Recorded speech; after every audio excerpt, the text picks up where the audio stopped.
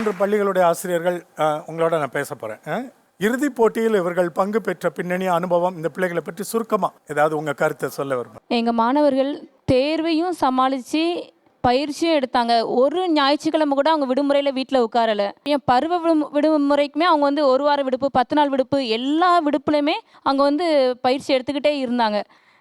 ரொம்ப கடினப்பட்டு தான் அந்த இடத்துக்கு வந்தாங்க. அதனால் இந்த இடம் வந்து வரைக்கும் வந்தது எங்களுக்கு ரொம்ப ரொம்ப பெருமையாகவும் சந்தோஷமாகவும் இருக்குது. எங்களுக்கு கவிபாரதி வித்யாலயா பள்ளி ஆசிரியர்களுக்கும் இந்த மாணவிகளுக்கும் நம்முடைய வாழ்த்துக்களையும் பாராட்டுகளையும் தெரிவித்துக் கொள்வோம்.